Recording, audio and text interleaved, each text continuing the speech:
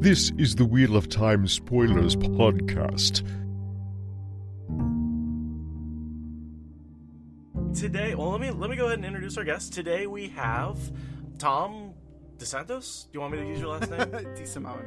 I like that though, because then I could be like, if you've seen The West Wing, the president after Bartlett is President DeSantos, so that would be fantastic.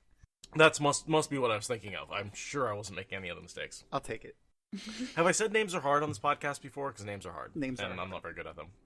You are part of Dragonmount. I am at that. And I would like you to expand on that and tell us more. You also have an amazing Perrin cosplay and hammer. So, well, I didn't realize we were going to talk about my hammer in this podcast. But, oh, trust me, I always like talking about your hammer. I mean, it was massive. It was. I got to hold that thing. It's a huge. It's actually made out of steel too. Like it's. Oh. So, okay. All right. So, who am I real fast? I work for Dragonmount. I do the Watt community show. It's vlogging, video, YouTube stuff. Yeah, that stuff. I think they put it on the Instagram stories too. And I also work for JordanCon, guest services, like the authors and artists and stuff who appear at JordanCon. And you moderated an early panel that I was on back. Yeah. I did. That was fun. That was where I was like, I want to be friends with this dude. Success. Yes. And the Perrin costume, yeah. So I totally leveraged relationships with Wheel of Time community people, specifically Maria Simmons. She, for people that don't know, she is Robert Jordan's like right hand person. Like when he would write sections of the book, she was like his continuity expert. She would be like, "Oh nope, this Aes Sedai has green eyes," or "Oh no, she's from Kandor," or whatever. And, she did other stuff too, but that was like her main focus. I emailed her. I was like, "Hey, Maria, I want to have this hammer made. This is the description I'm giving him. Can you give me any pointers on it?" And she was like, "Yeah, sure. Here you go." And she gave me Robert Jordan's notes on the hammer. Awesome. Wonderful. Yeah. And I was like, "Here you go." And he was like, "Oh, Perrin's hammer from the Wheel of Time. I love that series." It was fantastic. It was a fun experience. But yeah, so it's 60 pounds and it's 4.5 feet tall and it's huge, but it looks really cool. And everyone always thinks it's going to be foam, and then I hand it to them and they're like, "Bonk." Yeah. Brandon did that. It's Brandon not a joke. thought it was hilarious. He was like, "Oh my god, this is made out of metal." That's the greatest. Yeah, that's the kind of thing that is an actual weepon. You couldn't it's wield too heavy. It. It's too yeah, way you too couldn't heavy. wield it. Yeah. Right. You could hurt yourself with it. 100%, 1,000%. Yeah, that's what I'm trying to say. You could definitely hurt somebody with it. Yeah, I remember picking that thing up, and I think I spent a solid 10 minutes just like looking at it. And like, pretty. Yeah, I got a little obsessed. Is there anything else that you're doing right now that you don't want to pimp? No, I mean that's pretty much it. I keep doing a lot of this stuff, just like because I don't get to see any of my friends. So I did Daniel Green and the White Tower, you guys, and it's like I don't get to see anybody, and this is not good enough for my extrovertedness to see people, but it's all I'm gonna get right now.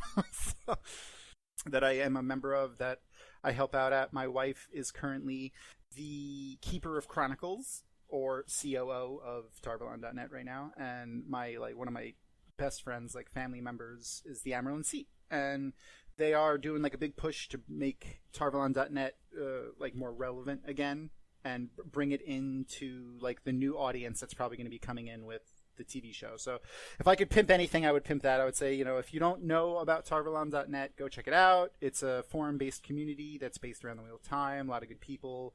Right now they're doing a Robert Jordan Memorial Scholarship where, it's an essay writing contests, and then you win a scholarship through Tarvalon.net. Yeah, I did that one year. I won 2017. Awesome, cool. It was very gratifying. It's the only scholarship I've ever won on the strength of an essay. Awesome. So that was a very gratifying. What was it on? It was about how I want to be a servant of all by examining the twin issues of, or working on and examining the twin issues of the Cascadia subduction zone and climate change.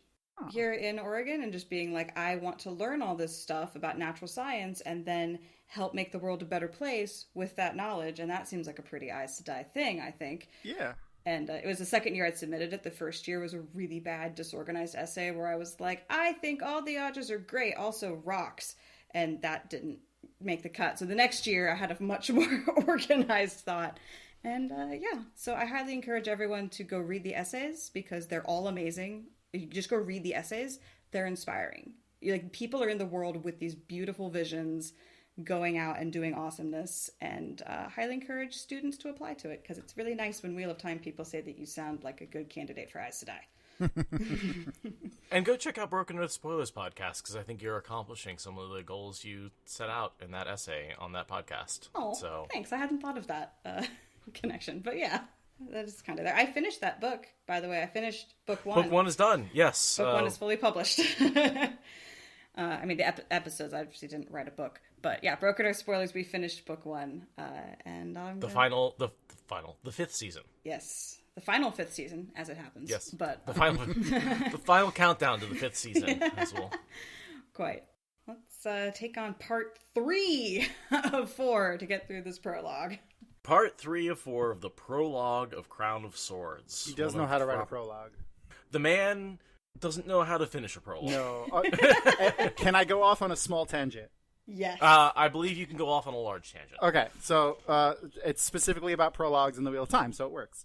We, at JordanCon 1, which was like a year and a half or so after Robert Jordan passed away, they actually played us a recording of Robert Jordan like talking about the prologue for A Gathering Storm. And like it was he didn't like read it because like, you know, sections of it were written at that time, but he just was like talking about his feeling of what it should look like and what it should be, and it was amazing.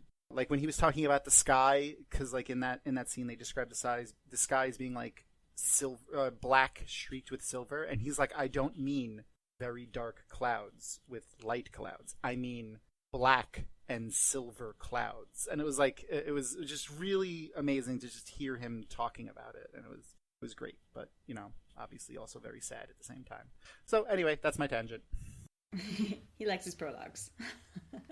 It was an hour. It was like an hour of just him talking about the prologue. Yeah, I mean, clearly he loved to use the prologues to tell short stories that aren't necessarily part of the main story. You know, in a lot of ways, like, you look at Brandon Sanderson, and he writes all these other novels. And I feel like Jordan was like, I'm not going to write another novel, I'm going to write a prologue. It's the Outriggers, like, standalone bit. Yeah. There's no short, I don't do short novels, I do prologues. So then I just put my short novels at the beginning of my books. Accurate. Because that's really what, you know, I look at, like, Edge Dancer, right? Is a Sanderson short novel about one of his characters from Stormlight Archive. Jordan would have just put that in the front of one of his books. 100%. It would have been like a 200-page prologue, or even like one of those like novella-sized chapter ones that happen sometimes. God, right? Well, right, the one book where he didn't put a prologue in Fires of Heaven, and chapter 1 should have been called the prologue. Yeah. Mm-hmm. Yeah. Mm-hmm. Because it was a 200-page chapter 1. It's like, no, that's without a prologue. It's like, no, that is the prologue. It just didn't call it that in that particular book. There's a fine art to a prologue, apparently. There is.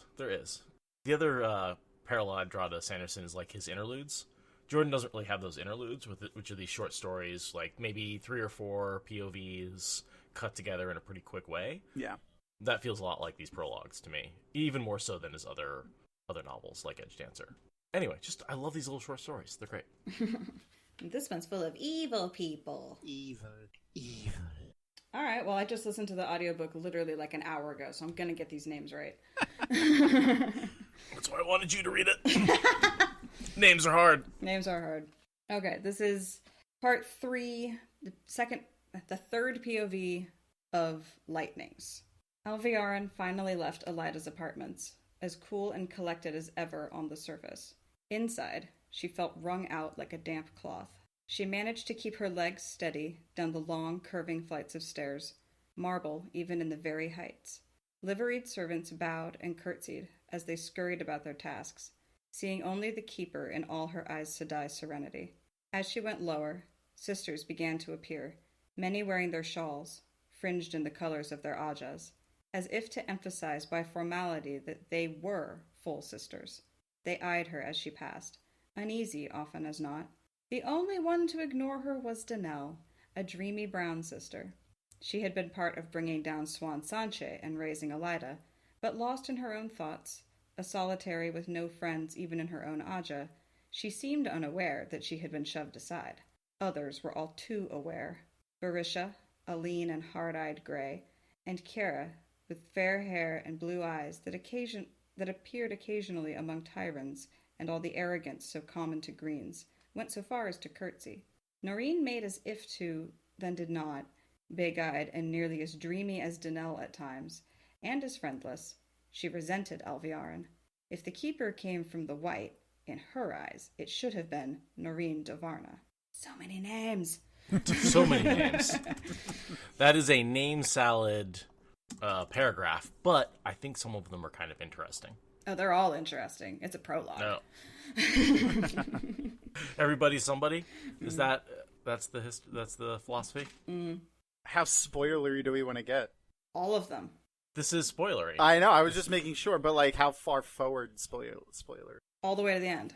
Oh, okay. So I mean, Daniel is obviously Masana, right? Like that. Like she's Masana at that point, probably as well.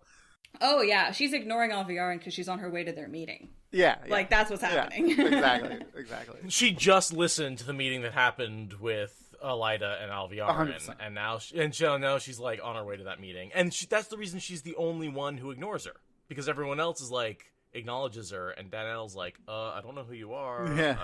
Yeah, it gives it away. It's a head-slappingly obvious moment where Jordan tells us exactly who Masana is. Yep. I think we all missed it. I love going back, and this is why I love rereading the series, is because you catch stuff like that all the time. I'm like, oh, you son of a bitch. Son of a bitch. Uh-huh. Yeah, it's hilarious how in your face it is, if only you're paying like all the attention on your 7th read.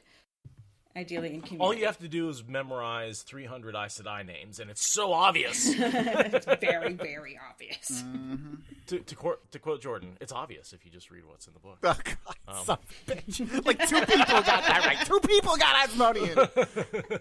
Son of a bitch. That's Slight interruption, because my mind was blown recently. And I want to ask you about this, if you've ever heard this theory before. The reason Herod Fell was killed is Samael believed he was Asmodean in hiding. And that's why he sent the golem after him. Okay. If you look at the prologue, and this was sent to us by Aradia. I want to say it was either Charmy or... Yeah, I think it was Charmy. It was Charmy. So this was sent to us by Charmy, one of our Discord users. And the idea, if you look at the prologue, if you look at Grendel and Samael's meeting, Samael the entire time is insisting that Asmodean is still alive and teaching Rand. Meanwhile, Rand is going and meeting in secret with this guy at a school, repeatedly getting information from him. And then the golem, who is in Samael's care, because he pulled him out of the box, sends the golem after him. Like, it seems, and it just seems like this super obvious connection that I've missed a million times, that the reason Herod Fell was killed was that Samael believed he was Asmodean. That makes a lot of sense too. Like that is totally plausible. And the reason why I say it makes a lot of sense is because Samael is not. He wouldn't use a tool if it wasn't the right. If he didn't think it was the right tool for the job. So like you send a golem to kill a channeler. Like you don't like if he just thought Herod Fell was some eccentric philosopher, he would have used a Gray Man or Dark Frank. Exactly. A golem for a channeler. Oh my god. A golem for a channeler. Yeah. Because you're right. That's totally Samael's way. Like, do not use a hammer for cracking a nut, right? Yeah. Like, and don't, like, why would I let someone know that I have, like, the other Forsaken that have golem are going to know that someone else has one if I deploy it and use it in a sense where I don't need to. Like, he is a genius tactician. Like, that's one of his things that he does. So I feel like he wouldn't have done that unless he thought it was necessary. So if he's sending it after somebody, then he must think that person can channel. That you don't overplay your hand on just some potential tangenty academic. That's way too big of a... Wow. Mind blown. Yeah, no, that's genius. That's genius. And that takes us completely away from the idea that he was killed for any of his information or his writings or any of that stuff. That's completely irrelevant. So that's a wild goose chase for Rand men then. Exactly. Oh my god. I mean, 100%. He was probably on the ball with a lot of the stuff that he was doing and talking about. Absolutely.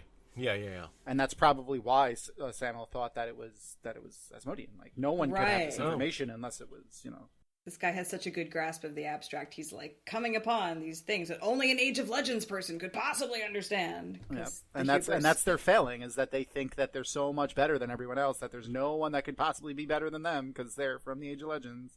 Forsaken arrogant? Don't say that. In Their my Wheel arrogance of is what Time? kills most of them. Okay, so back to some of these Aes Sedai. Yeah, okay. We talked about Denel quite a bit. Masana. I mean, Denel. Masana. I mean, Denel. I mean, and we think, we talked about this before, but we think she was captured and killed, like, long before she helped dispose Suan. Oh yeah, I don't think we ever see. I don't think we ever see actual Denel. She was part of the group that went to depose Suan. Like, she was in... Yes. Yeah, okay. Yeah, I could see that. She had been part of bringing down Suan Salanche and raising Elida. She's part of that group. Denel is absolutely Elida from... There's a point where she's out of the tower pre the series. Yeah, I don't think we ever like- see real Denel. I think we only ever see Masana with Denel's face. Yeah, that's... I'm nodding. Yeah, you're probably right. Kira is someone who I don't think we ever see again. Yeah, the name doesn't ring a bell, but Berisha does. But Berisha does, because she's the one who creates the gateway for Fail in the last battle. She's the one that gets all crystal stabbed? She gets crystal stabbed. And the foot. Oh, And she messes up, and she sends the horn to the waist. is that the only other time we see her? She, like... I'm, like, looking through the Rolodex of names in my head. Yeah. I don't remember... Yeah, no. Yeah. Oh, she's one of the Aes Sedai who's there to capture Egwene when she's making the Quendiar chain. She's in that group. She's in a Okay. couple other, like, groups. They talk about her being, like, super lawyery, too. Like, Yeah, I think she's so. like a rules lawyer for, like, the Tower Law. Right. And, Rules or over she has, anything. like, a really strict interpretation of it or something like that. I don't know. Right. Like, she believes in, like, the harshest interpretations of Tower Law. That sounds right. Yeah. She had a reputation for the strictest, often harshest interpretation of law. Aha! Yes. She often adhered to the letter of the law with no sense of mercy. Don't know where that comes from, but... I made notes. And that horrific death that you really only see one time, but it's just like... Well, she gets stabbed... she actually gets stabbed by a dark friend. Right, and then the crystals are coming up, like, through her Yeah. hands and feet, like, as she's weaving the gateway, and it's just, like... There's a really good piece of art that from Ariel Burgess that has the, like... It's, like, the crystal coming through the hand, and then in the crystal you can see reflected the face of the person whose hand it is, and it's awful. Ugh, It's ugh, awful. ugh. Thank you, Ariel, for making that and putting it in my head. I'm going to tell her you said that. I talk to her all the time. Ariel's an amazing artist. And actually, we are going to have her on. Awesome. So we're excited about that. We She's a scheduled her. fantastic person, too. Yeah, Yes. it's gonna be great. And then Noreen, I didn't have a lot on her. She's a white. She's just a white who remains loyal. She pops back up a couple times. She holds a shield on Leanne when Egwene comes to visit her, but really, I mean, sort of totally one of those characters that make people go, "Why are there so many Aes Sedai?" Yeah, I feel like she's just like a prologue character because I have written down she's in the prologue of Knife of Dreams, this prologue, and prologue of A Crown of Swords. So it's like, how many? You're just a prologue Aes Sedai? Did he have like a list of like prologue characters that he was just like plunk, plunk, plunk, and I mean, probably. He's like, I don't like you that much. You only get to be in the prologue. Or maybe because he liked prologue so much, he's like, actually, I really like the backstory I built for you in like a D&D sort of way, and so I'm going to give you this like whole obvious setup at the beginning and then never explain. Another small tangent. I don't know if you know this, but if he has said in interviews, and this is a really fun thing that I always remember when we talk about like weird ancillary characters for Wheel of Time, is if the character has a name, the character has a backstory. And whether the backstory is written anywhere in the books is irrelevant. Robert Jordan wrote either it could be pages, and it could just be a paragraph. But there's a backstory. If a character has a name, even if they only appear in one paragraph in one chapter, they have a backstory. I love that so much. Yeah, he was a machine. That's why his notes are terabytes. God, what I wouldn't give. I know everyone's like, oh, I'd love to have access to that, and then people have access to like, it's mostly stuff you already know. Like, there's nothing. So I get that, but at the same time, like, just to read his actual, like, just, you know, non-tailored book writing, like words that came from him that aren't, you know, for publication, that weren't just like, you know, tailored and edited and cut and put into a book, it's fun. It's definitely. There's something about that man that's on a different level from the rest of us. Like, every once in a while you run across those people who you think just there's something different about the way their brain works. 100%. Einstein, Newton, Jordan. I don't know. I totally agree with you. I totally agree. Another weird Robert Jordan factoid is that for fun, he used to create cultures when he was a child. Like, that was something that he did. Like, he would take bits of cultures that he knew about, and like when he was like telling stories to himself with his toys, he would create cultures, like entire civilizations out of things like that. That was what he did as a hobby. That was his words. And then it culminates in I write fantasy novels that are 5 million words long, and like complete fleshed out cultures that don't look like reskinned versions of each other. I wonder how many of these cultures he developed during that period of time. Yeah, exactly. Just, you know, like all of that history and background that comes into these stories. If you want to see early Aiel and early Borderlander culture, like no specific Borderlander culture, just kind of like amalgam of all of them, go and read The Warrior of Altai. It's That's what lots I've heard, of lots of. I mean, it's very 1970s Conan-y, but it's sexist as hell. Yeah. If you want to, like, that's one thing I'll put on top of it. It's sexist as hell, 100%. as most of Conan stuff is at that time. 100%. Yeah. And he wrote Conan, so like that's right in that vein. Mm-hmm. But you could 100% see like early Aiel and early Borderlander culture in the culture of the people, the Altai. Yeah, no, I can't recommend reading Warrior of Altai enough if you love Robert Jordan as an author, because it shows you sort of his early ideas and early thoughts of what he wanted Wheel of Time to be. It feels halfway between Conan the Barbarian and Wheel of Time to me. He took what he knew from Conan the Barbarian and rewrote it in what would eventually become Wheel of Time. It's like a Wheel of Time fan fiction that's set in the Conan universe. That's kind of what it is. That's what it feels like. I mean, like, especially reading it now, like, yes, he wrote this years and years, way before he wrote Wheel of Time, but like, we get to read it now because this is when it came out. It's like another turning of the wheel where Conan was the dragon. I could see that. I'm just picturing Arnold Schwarzenegger now in the Ram scenes. Who are we fan casting him as? Oh God, Rand now, obviously. Clearly, the best choice. Yeah. You cast him as LTT. That's the new body that he gets at the end. That's Moradin. Yeah. Why do I see him as Taim? Yeah. Near or you will be nailed. I don't hate it. Yeah, I mean, he I guess, like, 20 years ago, Arnold would probably fit that. He's old as shit now. Right, yeah. Now he would be like just a random old Ashaman. Gareth Bryan, I could see him like. Oh yeah, that'd be good. Or Dahmer Flynn. Yeah, that'd be good. Yeah. Weathered old farmer's face and all that. Because clearly Arnold Schwarzenegger was a farmer for his whole life. Obviously. Well, how do you think he got so big? It's farmers, clearly farmer strength. Tossing hay. Eamon Blunt, that would be pretty good. The apple farmer. Yes, Almond Bunt. Yes. Eamon. And Bunt, not Blunt. You got the name completely wrong. Almond Blunt is not his name. Almond Blunt. It was wishful thinking, is what it was. Listen, if I grind up some almonds and roll them in some paper and smoke it, there's probably arsenic in that or something. Yeah. Oh yeah. Don't do that. This is a disclaimer. Have I mentioned names are hard in this podcast yet? I showed I was actually reading. I don't remember which book it was, but I was reading Wheel of Time when I was in high school. I used to cut class and sneak into one of my teacher's rooms when she wasn't teaching and sit at her desk and read. And she let that happen because why? What are you gonna do? And I show her like the book, and I'm like, "Can you read this name?" And it was Elidia Duavrenria Rohan, and she was like, "Oh fuck you!" And she was like, "Shit, you're gonna get me in trouble because I like talk to you like you're one of my friends." Oh, that's great. But Robert Jordan and names are hard. Yeah. Yeah. Anyway, this was quite a journey we went on here. Right, so let's get past the first paragraph and move on to the second paragraph of this chapter. All right. I think I hurt Tom there. Yeah. Are you okay? Yeah, I'm good. Don't breathe iced tea. It's bad for you.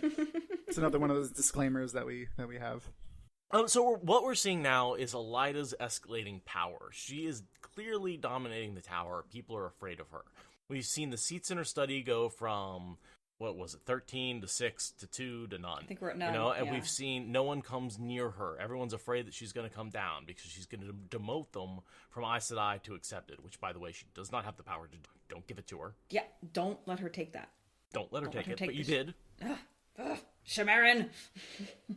One of Jordan's themes is you are always given as much power as you take. It's true. That is definitely a theme he has. And people give you. Especially with the wise ones. Yeah. It's an interesting dichotomy. Is like, you can take the power and declare it, and if people just give it to you, then it's yours. And if they don't, it's not. It's an interesting play on with boundaries and stuff. Mm-hmm. The other thing that she's also becoming steadily more of is crazy as she gets more powerful. And paranoid. Paranoid, yeah. She gets delusional, and like it's definitely getting to her. I always bring this up, but she was touched by Fane. Yeah, 100%, definitely. You know, she is going more delusional, yes, because of the power, but also because the Fane, the actual is just madness metastasizing. Yeah. I mean, like, we don't, like, she had a lot of private conversations with him, and we don't know, like, what he did. Like, we don't know even the extent of all of his powers. Like, he could have easily have influenced her, and not to any end specifically, because he doesn't really have an end. He's more of a just like, let's just drop this here and see what happens. Like, yeah, he just is all about sowing chaos wherever he goes and just hoping that a lot of people die because of it. We get a great POV from him where he says, you know, Elida and Niall will never, they might trust their own mothers, but, you know, that's pretty much it. Yeah. You know, like, they are paranoid as hell. And, like, with Elida in particular, it's really in her character. So you don't even see it as a Fane influence until you really think about it, because it's so what she would do anyway. He just twisted it farther and worse, faster. Yeah, he doesn't, I really feel like he doesn't really put things into people that weren't there to begin with. He just fans the flames and, like, accentuates that part of their psyche. I'm reading Alviarin's assessment of Elida, where she says, "A woman of many layers, Elida. A first look at her showed a beautiful woman filled with dignified reserve. The second, a woman of steel, stern as a bared blade. She overwhelmed where others persuaded, bludgeoned where others tried diplomacy or the game of houses. Of the two indisputably frightening things about her, the lesser was that she so often succeeded." And to me, that line immediately brings me back to Breaking Bad. And how does he keep getting away with it? Like, how the hell does Elida keep succeeding? Confidence. She is, confidence and bullying is what it boils down to. Is like any other person, you'd expect them to fall. And yet Elida manages to just keep rolling sixes and moving forward. People keep not challenging her effectively. Well, I mean, when you just walk into a room and you declare that you're the owner of that room, like, it's like that's when you see people sneaking in places, like, it's just like the stupidest thing. Like, it's like, I look like you belong there. You know, she's arrogant. It's bad. Like, I'm not saying this is good. It's bad. Like, she just that's how she imagines herself, which is bad because she's a horrible person. Like, if this is how you imagine yourself, be doing these horrible things, but people feed on that, like, and the others feed on that. Mm-hmm. And that's really the theme of this whole prologue, is characters who have the force of will and the overconfidence to declare really terrible things and not get effectively challenged. Like, that's what the whole prologue is people making bad choices with too much confidence and not enough challenges. And that's what ties together Danelle, Pedro Niall, Elida. Alvearn, all these yeah, folks. Savannah, yeah. Alvearn. It's the overarching theme. Yeah, very much so. If a prologue is said to have a theme, it's overconfidence. Which kind of makes sense with the book, right? Crown of Swords. Like, yeah, you've got this crown, but also it's going to stab you. Like, you're reaching for something that will cut you, even when you get it. I'd love to get some insight from someone who knows a little more about the Crown of Thorns biblical reference and how that relates to the Crown of Swords. I see the visual imagery, and that's about where I run out. That's about where my parallel ends. Yeah. And the crown was put on Jesus in that situation. He didn't put it on himself. Right, he was not trying to get the Crown of Thorns. Yeah, That was assigned to him by the Romans. And it was a torture device, right? Yeah. And it was also because, wasn't it because he declared himself King of Jews that they put that on him as a mock crown? Oh, probably. I think that's another thing that they gave him, that title. I mean, it's been a while. I went to Catholic school, and my first fantasy novel was the Bible. Like, when I was reading it, I was like, what? These locusts have heads of lions, the tails of scorpions, and tiny little maces? This is so cool! And that's how I started on my path of...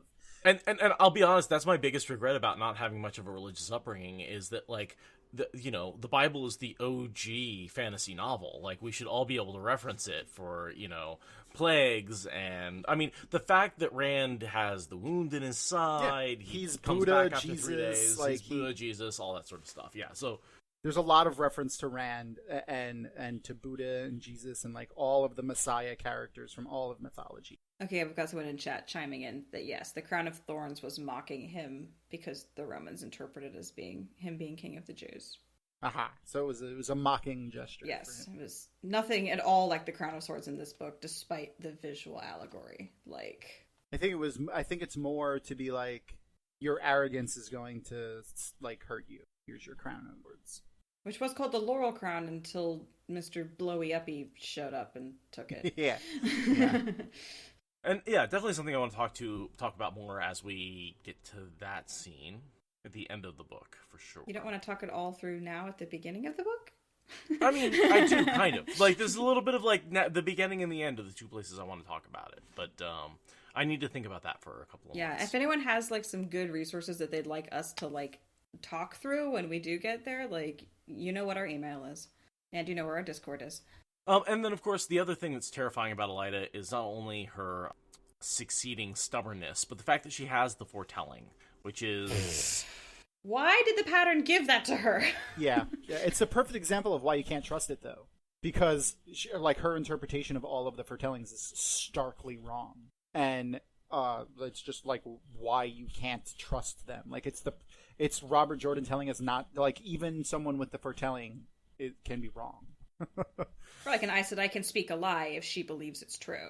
Exactly. And the foretellings aren't necessarily for the person who gives them. Yeah. No. They almost never are. Yeah, exactly. Yeah, for sure. For sure. It's like what Min sees. Like, this has nothing to do with you just because you're the seer. This has to do with the world at large. And I think that's where Elida really makes the mistake, is she thinks the visions are about her. Always. Because they're her visions. And because she's so important. Because, like Gawain, she is always the hero of the story. Her name will be written in fire across the sky for all the ages, blah, blah, blah. Like, clearly, the pattern gave her the sight of foretelling to benefit herself and her political ambitions. Yeah. She's like, you know who she reminds me of immediately when you said that? Was the Mad King from Song of Ice and Fire. One of the two. Someone said the Targaryen. Someone said in chat, Trump. Yes. Yes. 100%. Yes. Gold star for. Well, I mean, the Elida Trump parallels are so hard not to constantly bring up. I don't really like to talk about them, but the paranoid, arrogant ruler who is building a giant tower with their name on it out of arrogance in order... Yeah, it's just... No, Wheel Weekly News pops that Make Tar Valon Again hat on her, like, all the time. Oh, yeah, like, absolutely. It's so Fantastic. good. It's so good. It's on point. I was just trying to stick to the other fantasy novels. Yeah, that would be the one who gets the Kinslayer title given to Jaime. I know that much about this. Yes. I remember that much from reading it. He just time. burns it. Like toward the end, he was so crazy that, everyone was a villain and he was just setting everybody on fire. So it's like, that is like the path Elida was going. Oh yeah, she's definitely of the the I will burn it all down so I can rule over the ashes school of rulership. Oh man, can you imagine her with a Circle of 13 and Vora Sangreal behind her? Yes, unfortunately. Not good for the towns around Tarvalin. No. Let's just say that. No. I mean, could have been a really good battle leader when the Sharans showed up, though. I mean, Elida and a Circle of 13 and Vora Sangreal might have been enough to make the Sharans reconsider their life decisions. Possibly. Because she's really strong, so... How satisfying was that little snip when the collar went around her neck? So good. It was so good. And you know, like, really feel like she was the only one, other than Masana, or was it Masana? Yeah, it was Masana that gets collared, right? No. Moghedien gets collared, yeah. And actually, another small tangent, Ciri Sedai, that's the Amaryllin seat currently in Tarvalon.net. That character is based on Shannon, my friend Shannon. She's the one that collars Moghedien. Nice. Other than Moghedien, I feel like the two of them are the only people where I was like, yes, when they got collared. Even the other villains, I was like, I kind of feel bad for them. Like, this is a terrible fate for anybody to have. And then Elida gets collared. I'm like, oh no, yeah, send her over. I hope she's making skylights for some, like, really boring Shanchin freaking noble. Like, they have her sitting in, and they give her a terrible name or something. Right? She's just so horrible of a person. Her and Galena are my two satisfying. Oh, yeah. Yep. Yeah, no, when Elida got collared, I was like, well, maybe she'll learn her lesson and I'll be able to be sympathetic with her later. And then, like, the next time you see her, she's like, I will give you 10 of my sisters to let me go. And I'm like, oh, no, you stay there. You deserve that. Yep. She like, he never gives her any redemption arc at all. She is like, everyone should hate this character, and he drills that into you, like, in every scene that she's in, almost, or like from the beginning when we first meet her. He does everything short of having her kill an animal on screen, which is usually what makes everyone hate a character unanimously. That's pretty much it's like, you want someone, if you're writing, all right, here's a tip for everybody. This is a really, really easy tip. If you're doing a television show, a movie, a book, anything, if you want someone to be a villain and everybody to unanimously hate them, have them kill somebody on screen. Have them kill a animal on screen within the first few seconds of them appearing, and then everyone will hate them for the entirety of all of of whatever it is. Elida broke an ivory fish at a peak. Yeah. And honestly, like, the breaking of the ancient ivory fish is more infuriating to me than, like, a bunch of her killing people. Uh-huh. Like, it's amazing how we can attach so much more significance to objects and pets than to actual people. Yep, it says something about us, but whatever, it's there. Awareness is the first step to resolving problems. Or not. I love that we can identify with any object that moves in a non-inertial frame and give it personality. Yeah, our minds are weird. I mean, I would refer you all to the meme about how if a bowl of tapioca hallucinated so hard it invented calculus, you wouldn't be surprised if it said it heard the ghost of the neighbor's cat who isn't dead yet. It's an excellent... That was a lot of words, and I did not understand any of them. Oh my god, it's an amazing meme about how your brain is soggy meat, and then it's not actually soggy meat. It's a few pounds of soggy meat. No, it's actually like 1.5 pounds of soggy Jell-O tapioca. But also, it hallucinates so vividly that it invented calculus. It's a really funny meme. I put it in the Black Aja now and then. It's meat powered by electricity. Yeah. So, our brains are really weird. We hallucinated calculus with, like, 1.5 pounds of electrolytes and proteins. So, we do weird shit. It's just what it is. And one of them wrote this book. Yes, Robert Jordan's beautifully broken brain wrote this book for all of us to bond around. I love those images of, like, a brain and a nervous system is like, you are this alien creature piloting a meat and bone body. Yeah, and you're inside your brain, you're hallucinating all of the sensory input into a coherent picture of the world so that you can, like, walk down the road and not be hit by a car or something, or, like, play basketball or go skydiving. It's like... And I love that all of our brain processes are totally based on a natural world, and it's so easy to trick with non-natural processes. Yep. Yeah. putting two odd picture. Yeah, optical illusions are nuts. They always drive me crazy. Okay, there's the meme in chat. Doesn't have an image description. Sorry to Super Skylake, but there is the conversational meme. So yeah, paragraph 3. We're on page 2. Yes, because page 1 had 2 paragraphs on it. So there's a little bit of sort of, I don't have a whole lot here about Alviarin thinking about herself, just that if Elida knew she was a dark friend, she would be absolutely hunted down and killed. Which is not far from the truth. Not far from the truth. She tries.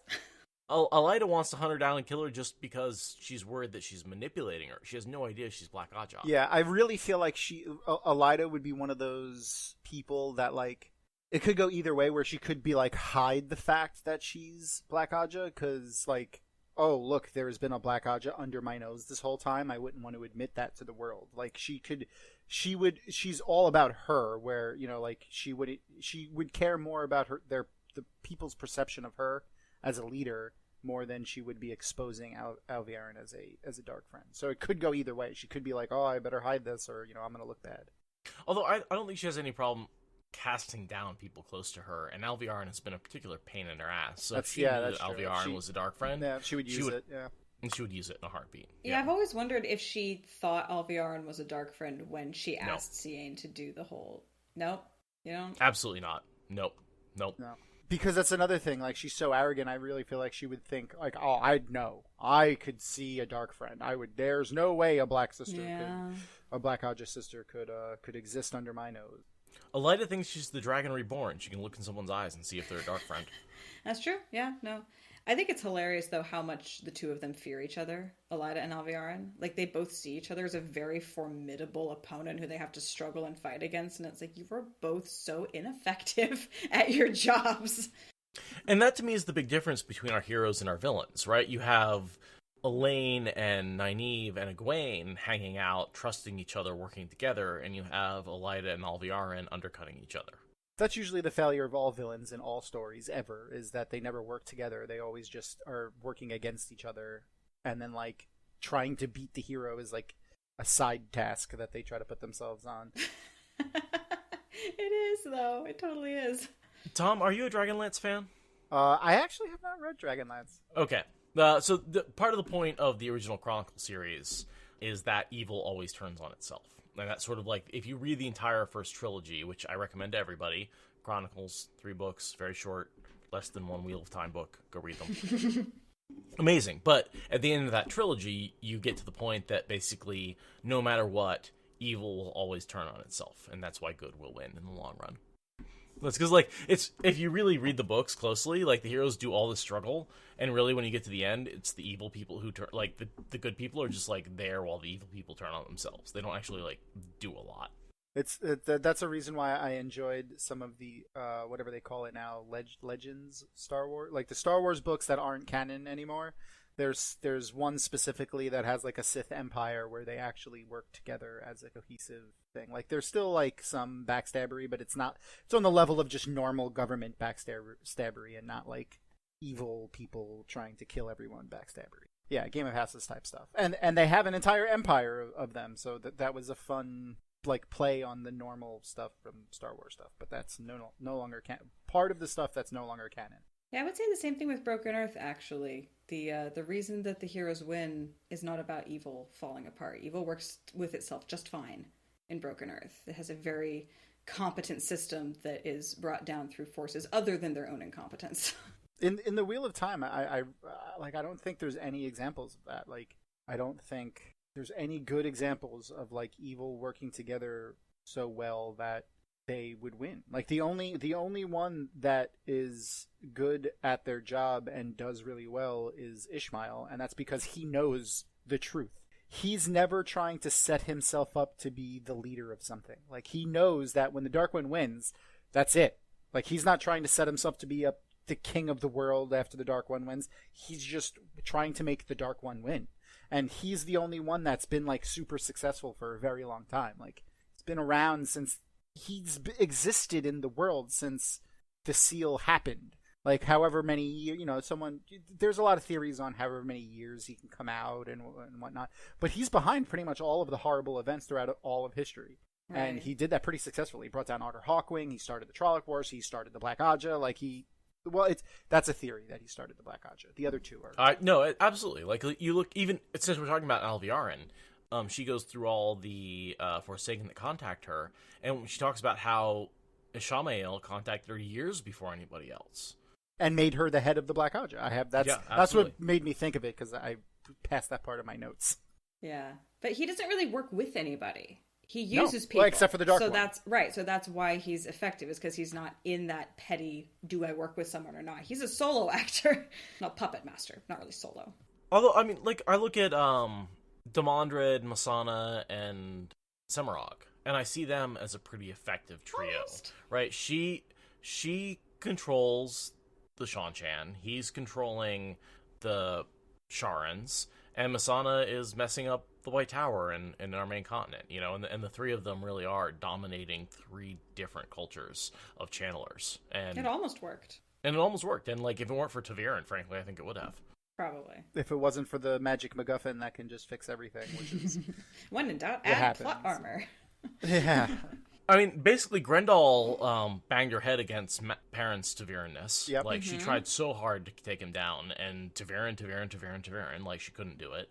They're the only ones that kind of just used whatever was happening to try to accentuate their plans. Like, they were like, listen, we can't fix this. Like, we can't... Semrog had, like, a great plan, and if it wasn't for, like, the Dark One being like, oh, yeah, Rand, you can channel the true power. No right? problem. She would have, yeah. Not okay, fair. talk about a betrayal. Not fair. Right, not fair at all. And Damandred, like, okay, the arrogance of, like, calling out Lewis Theron and, like, not being that effective, but he brought the Sharans to the battle, which almost turned it. Like, it was that close to ending the battle when the Sharans came in. So, the three of them, if it weren't for Taviran and betrayal, would have been absolutely very effective. I push back slightly on you. Okay. They do work together well. Yeah. And you know what? We really don't see too much backstabbery amongst that group specifically. Like, we never see them on screen trying to foil each other's plans where we do, like, the others often. Right. They have a history of that from the Age of Legends, but we don't see it. And I think it's geography-based, right? That's true. They're very separate. Very separate, very isolated, and they have their own domains, and it's enough. Right. They can fight with proxy wars. Like, they don't need to get into, like, hand-to-hand combat with each other. Like... What do you think about the fact that Alviarin never replaced Leanne's furniture? She's using the same furniture that was left in there. Sociopathic of her. It's like... Right? Yeah. Right, so weird. I was just figured she was lazy and had way too much to think about. She says specifically in the chapters, she mentions it in the chapter specifically of, like, not wanting to change her stuff because she wants to be reminded of the woman or something like that. But it's for any reason beyond not wanting to waste time, right? I really feel like it's a little bit like Silence of the Lambsy of her. Like, she wants to... Really? Yeah. I think it's a little trophy. Like, I took her down. I never read it like that. I always saw her as just being like, this is just a temporary, like I guess I figured she just had so much more to worry about. They had belonged to the last occupant of these rooms, and if she retained any reason beyond not wanting to waste time choosing new, it was to remind herself of the price of failure. Leanne had dabbled in schemes and failed, and now she was cut off from the One Power forever. Yeah, that doesn't sound sociopathic. That sounds lazy. No, yeah. A little lazy, but also just like, don't fuck up. Yeah. Fair. She says, she's like, I don't care about furniture, so, like, I'm not going to waste my time replacing these things. But it also serves as a reminder to not fail. Okay, yeah, that makes more sense. Like, I thought she had just said to remind her of the woman that used to live here, but it was to remind her of her failing at being a schemer. That's what it was. I mean, there is definitely the whole, like, half paragraph of thinking about how awful and destitute and horrible and horrific and terrifying Leanne's experience was. So definitely the big glowing neon letters of "Would you like to die slowly?" or like, yeah, I mean, that's probably what did it for me too. And she remembers killing people, like, fondly remembers, like, killing people. Meanwhile, Leanne is like got the power back and is like, green and banging a bunch of dudes and Right, having has a great her time. life. And she's like, I'm living my best life. Like, this is fantastic. Yeah. and Alviarin's like, that poor, destitute woman. Yeah. She will serve as a story to tell. Though I do want to Other point Aes out Sedai. that she says that she's heard stories of stilled women who have survived, but she would never want to meet one. And it's like, we're gonna meet literally one of the people you're thinking about in, how many chapters until we Like 10. and we're gonna literally meet one of the people who Alviarin probably was like, oh yes, I'm going to not think about that horrible experience that happened. So, Tom, since you're in an apartment, is that why you kept the furniture? You just to remind you of the price of a failure? Yeah. Of not living past 120? Yes. Yes. Yes. Yeah. It was a story I was telling Seth before the show. We're currently in between moving into a new house right now, and we're staying in my aunt's mother-in-law's house, who died like 20 years ago, and she was like 89 when she died. So the furniture here is old. It's very old. Very old. This was laziness. This was just laziness, though. Laziness. I am yeah, lazy. Yeah. So I was like, movers, put all of my stuff into there, and I will pack a suitcase of clothes and bring my computer and a television. that is Fair enough. That is what we did. So it's not to remind you of the price of failure, No. is what you're saying. No, Okay. It's just pure laziness. Because I would have forgot the thing I was trying to remind myself of anyway, if that's what I was using it for. That's how my brain works. Fair enough. Alviarin talks a little bit about how some still women manage to survive, but she doubted that until she meets one, which I have to imagine is a reference to She Who Is No Longer. Oh yeah, this is all about Satala. This is all setting you up about how Satala is a 1 in a million case. Just outright telling us again. Jordan just outright telling us. Yeah, I know. He's like, just so you know, we're going to be meeting a woman who has recovered from being stilled and not like Swan and Leanne. That it is possible to survive. And then when she gets the chance, when correct me if I'm wrong, I believe later when they say, hey, we could fix that, and she's like, nah, I'm good. I think that's off screen, but I do think that happens. I'm going to disagree. She tries. Nynaeve can't fix burned out. She can fix stilling. Okay. Because burning out is more traumatic and causes more damage, whereas stilling is a clean Right. cut. We learn that from like it's an offhand comment about an off-screen moment. But yeah. Yes. We don't even know if she tried it with Satala or if she tried it with somebody else, but she determines that burning out is not fixable. Or is it with Satala? Right. We don't think it was Nynaeve. We think it was someone else who learned the technique and tried and failed. Nynaeve might have been able to figure it out because... Maybe. Yeah. I mean, we pretty much assume Nynaeve can do anything. Right? Right. Because she's Yeah. probably also Ta'Veren. I mean, she makes herself Ta'Veren when she needs to be, I think. That's another thing Jordan said too, is that the wheel can make people Ta'Veren and unmake people Ta'Veren as needed, and it does often. Mm-hmm. So, like, I really feel like they do that with all of the main characters. Yeah. That's a good point. We talk about how we want some of these women to be Ta'Veren, and like the boys are Ta'Veren the entire series. Yeah, they're focal points. They're like, But we talk about how like the women can't be Ta'Veren because Swan can see Ta'Veren, and she doesn't mention that none of the girls that she encounters have the Ta'Veren glow. But if it comes and goes, maybe she's just not there at the right times to see it. It happens so quickly. Jordan has said that in an interview. Like, for fun at some point, because I'm a giant nerd, I read a bunch of like his interviews that they had. I think Matt has them on Theoryland. Theoryland is down right now. Is it down right now? Okay. He had them like all on Theoryland, like all like the posted like text of the interviews, and I remember Jordan saying that like the pattern can make people Ta'Veren and unmake people Ta'Veren as needed. Like that's it does that to repair itself. It's a tool that the Ta'Veren that the pattern uses to repair itself or fix imbalances, which is what the boys do. Like that's what the three of them are doing. Like it's so unbalanced at this point because the Dark One has been affecting the world for so long that it needed these three big ones. Like out there, here you go. Like let's. And that's why Rand gets more powerful as the Dark One gets more powerful. Yeah. His Ta'Veren is twist. As Min says, balance. Yep. He creates extraordinary circumstances to balance the pattern. Mm-hmm. And like you could argue that with Nynaeve, like her just figuring out how to heal. Like, it had to be the exact right thing at the exact right time with the exact right circumstances for her to figure that out. And it happened. Like, Logain had to escape for him to have been there in the first place. So, like, the twisting of events, you could argue, could be Rand and the boys too, but, like, still, I think there's more than that. We talk a lot about Taviran by proxy. Yeah, no, for sure. In order for Rand, Matt, and Perrin to beat Taviran, a lot of things had to go right for the girls in their lives, who are not technically Taviran, because Suwan and Logain can both see Taviran, and they both hung out with them for a long time and probably would have noticed. Unless it only came for 5 minutes. Unless it was a very quick thing. And that's the only time you would have seen it. Like, I mean... So I like that theory.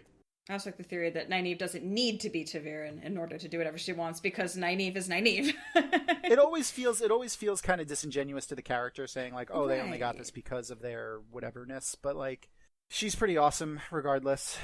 Yeah. But Lan showing up right when Mogedi and Bale fired her, that's a little Yeah, there's no reason it can't be a little column A, a little bit of column B. Like, I mean, she is still pretty awesome all by herself. Like, she always. But we has can been. say that, like, in order, Rand needed Nynaeve to cleanse the power, and so because of Rand's Taviranness, Lan had to show up at the right time to save Nynaeve. So that's the transitive property of Taviranness. right, and all that had to happen was Lan's horseshoe had to get thrown. Right? That's not a big, giant, like, world-altering thing, and yet that could have been the touch of Taviran that makes that situation work. Because if he showed up earlier, he would have been on the boat and been Bale fired. Or him and Nynaeve wouldn't have been, like, helping with the Bolduins at all, or whatever. Like, it's Right. just... And if he showed up later, she would have died. Right, she would have drowned.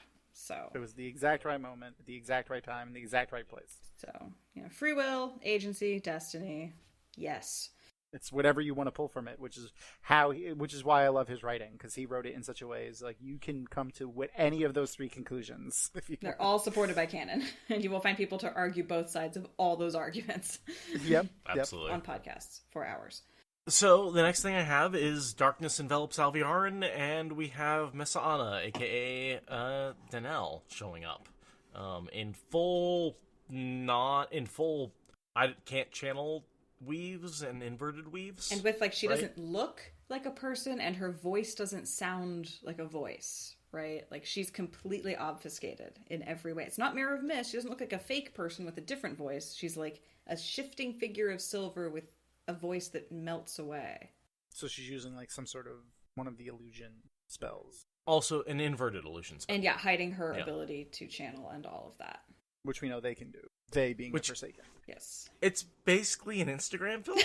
The little, like, dog nose and tongue and the little, like, ears and the floating hearts. I hate you. I hate everything about you. That's all that is. I hate you and everything you stand for, sir. I'm never going to be able to unthink that now. Anytime I read that scene, I'm just going to picture, like, the little dog ears with the tongue out on Masana's face. And it just, like, pops out periodically as she's talking.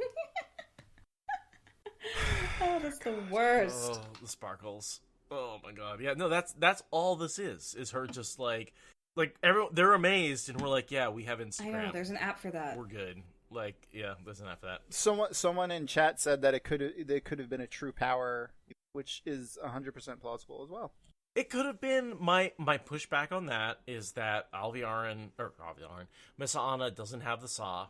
She also is, I think we see, there's a scene where she talks about how she wouldn't, like, she's afraid. Yeah. She wouldn't want to use it.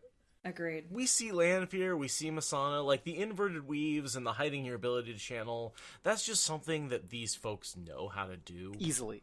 Like, easily. Yeah, they could easily. And the Dark One's still being really parsimonious about access. And this is not worth it. It's plausible. It is a plausible theory, though. Like, it's not. For sure. It is. It's not, like, unequivocally no, but it's. I don't think she's using the power. I agree with that. I mean, at this point, I really think that there's only Ishamael is the only one with any access to the true power.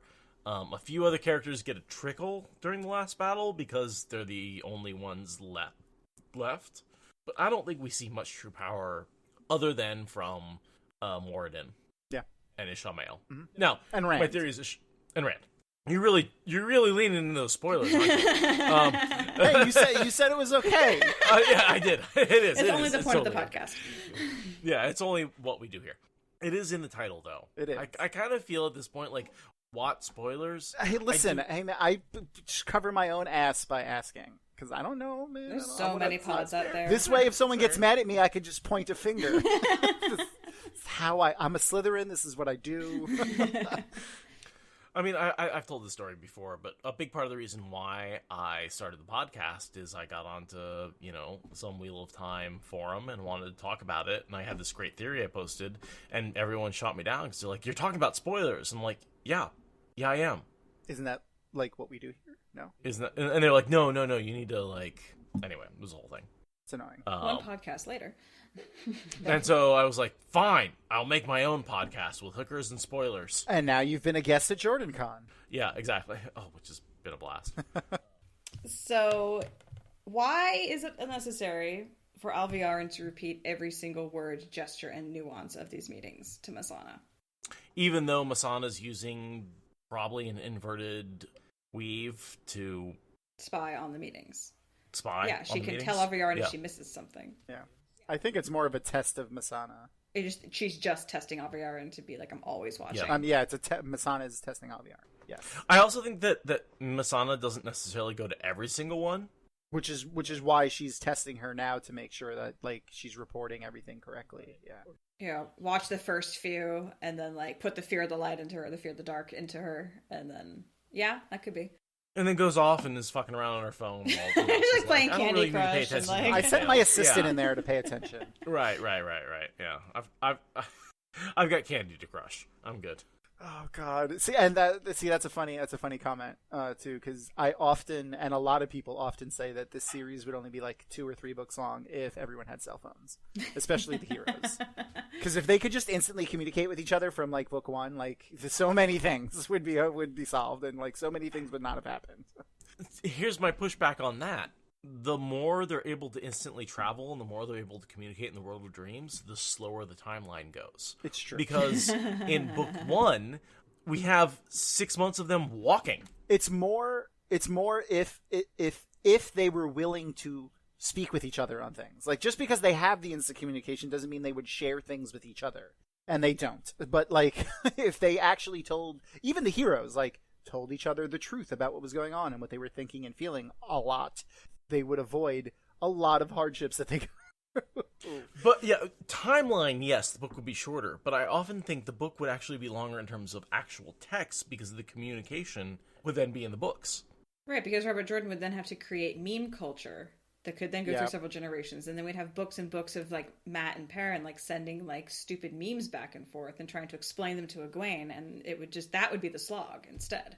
Matt would be the worst troll. I know, right? Sending you a bunch of pictures of badgers in bags. Badger, and being badger, like, badger, check badger, this out. badger, badger, badger, badger. Snake! Mushrooms. Yeah. Okay. So, but what else is Masana getting from Alviarin aside from these reports? Why does she need to keep Alviarin so under her thumb with this half-hour some odd process? Alviarin is her feedback, right? She hears everything, but she can't tell Elida anything. So she has to tell Alviarin then has to tell Elida. Alviarin is how she controls Elida. And yes, she wants to be there to make sure she's getting intelligent information, and she wants Alviarin to tell her all that to make sure Alviarin's not fucking lying to her, quality control. But in a lot of ways, Masana has no control over Elida except through Alviarin. Right. That makes sense. It's a management technique. And all of those declarations and all of the stuff that goes out from Elida's seat that is done by Alviarin, all that manipulation, that's all Masana. Mm-hmm. Which is extra scary for later when Alviarin gets more control over. Yes. Mm-hmm. Yes. Yeah, no, it's this oh god, Elida's terrible. I hope someone takes over for him. Except her! Yeah. Oh god, that's worse. It's worse. It's worse. Who thought it could be worse? It's not any better. This is so much worse. Right. You start rooting for Elida to get back the control she had. You're take us back to the old normal. I liked the old normal. Get us back to the good old days when all we had to worry about was you being an awful person and not actually evil. Right? Well, and that's the thing is, like, the White Tower is now, you know, being fought over between the Shadar Logoth Thane influence and the Dark One bad influence. And it's then like, just the bad influence of just bad Aes Sedai. Like, there are plenty of Aes Sedai who are not dark friends, but are just bad people and want power for themselves, like that are in Elida's group. Right, they're like Shiriam in terms of her motivation to become Black Aja. Like, this is just to get ahead in politics. I don't have a grand philosophical overarching purpose. I'm just in this for the... Yeah, her reveal cut me. Oh, me too. Oh, it cut me. And the fact that it was for such a bad reason. Like, I just want to stab my sisters in the back more effectively than they stab me in the back. Like, come on, Shiriam! Ugh. God. That one cut me deep. But she thought it was just like a freaking secret society to join for a leg up. Yeah, she was one of those people that, like, I've talked about that a lot too. Is like how many of the dark friends in Black Aja like just joined not knowing that like shit was coming to a head now. You know, like, could you imagine like I just signed up to be a dark friend and the last battle's happening? Like, excuse me, like there's been dark friends for 3,000 years and I have like has to happen now. Like I just wanted to freaking like Shiriam. I just wanted to get ahead. This whole throw my life away for the Dark One thing was fun when it was abstract, but now that we actually have to do it, I think I'm just gonna go sit away. Like there has to be, you know, like Joe Dark Friend. Yeah. Like, I mean, that goes along with the only thing evil needs to win is the It's for good people to do inaction nothing. of good people. Yeah. Yep. Yeah. Very much so. You know, like the.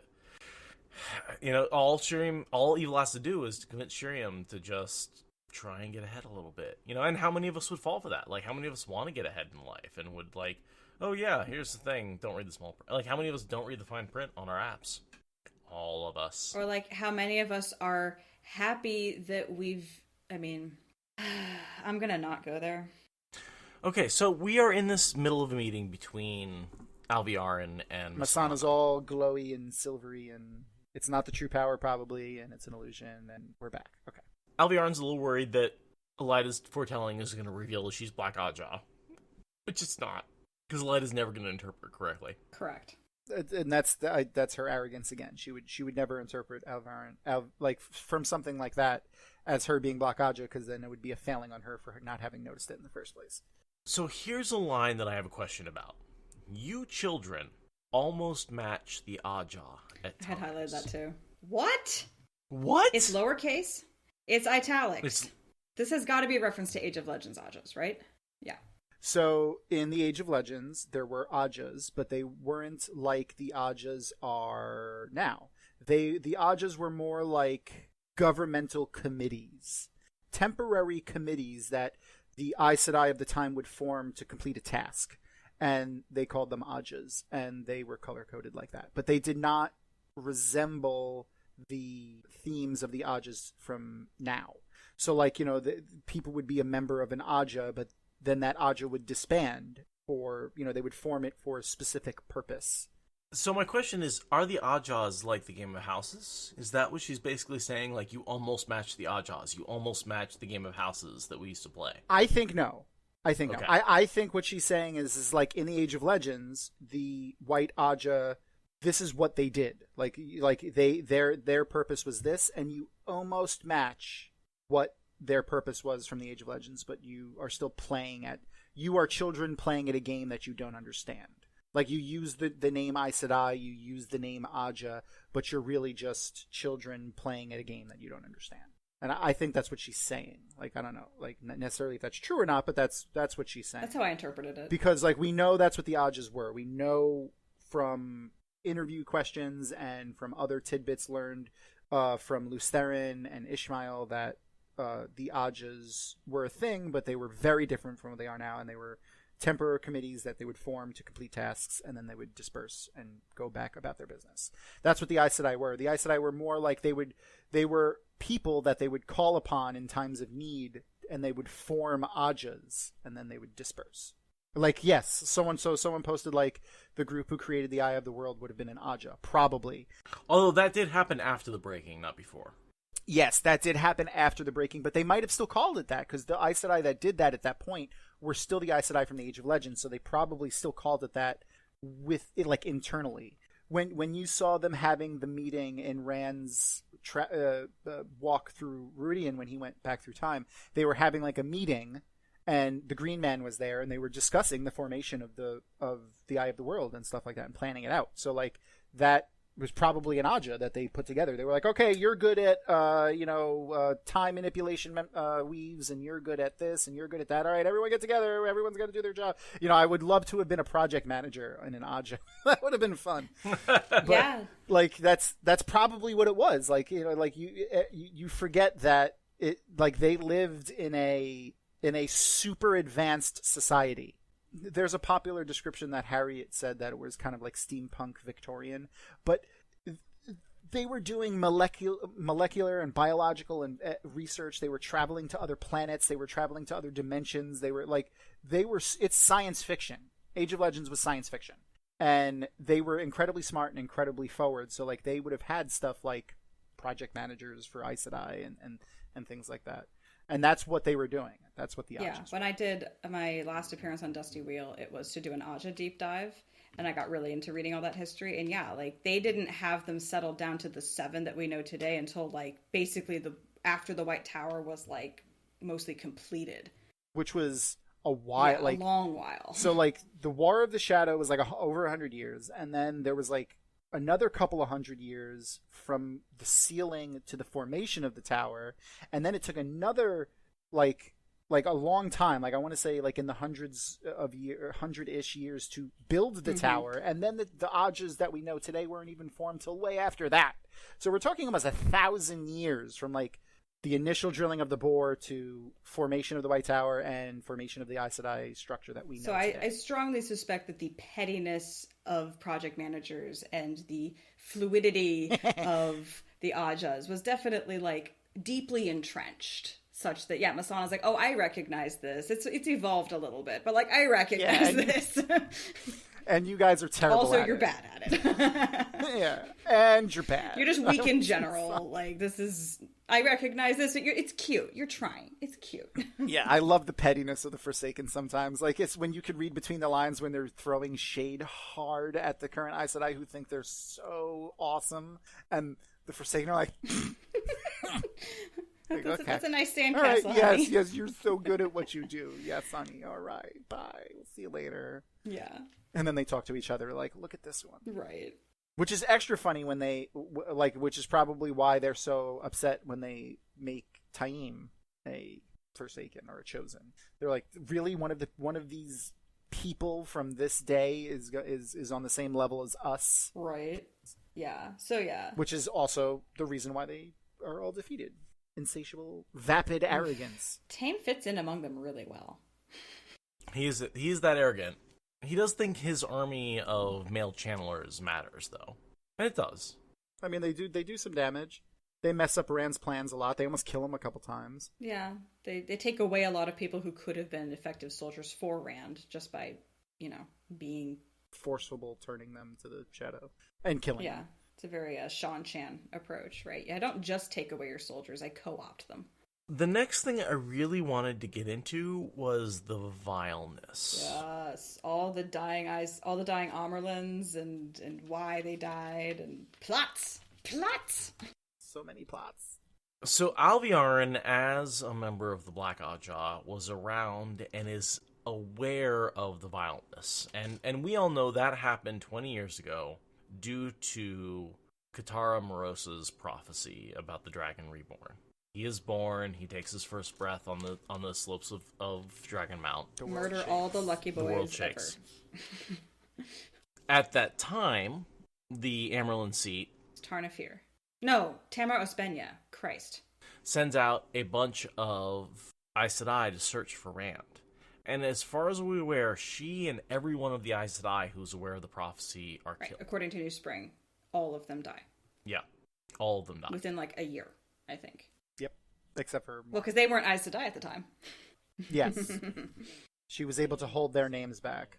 And at the same time, the Black Aja hunts down a bunch of young babies, male babies, who were born within the right time frame and who may or may not be lucky and killed them. All the way up through children, right? Like, I mean, that's why that kid gets killed at the end of New Spring. He's like 6 or 10.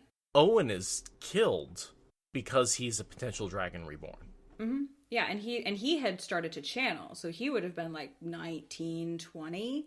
Mm-hmm. So because that's the thing, is they don't know. They know that he was born. They don't know when, because he was stilled when Thom left Camelin, which is when Elaine was a baby. Well, a toddler. But Elaine is a couple years younger than... Right, okay, so if Owen is 19 and Elaine is, say, 6... Then, yeah, they're not the same age then. Because Rand is only like 2 or 3 years. Then Rand would have been like 8 when Owen died. But that's the thing, is that the wording of Guitar's prophecy doesn't get to the Black Aja. Only the import. Only the fact that the dragon is now definitively on the game board. He could have been born 20 years ago as far as the Black Sisters know, and that's why they're killing young men through children. Gotcha. And that's part of why Moiraine and Swan are successful, is because they're literally looking for a person who was born that day, which is pretty much falls out of the range of what the Black Aja is first aiming at. Plus, they weren't sisters at the time.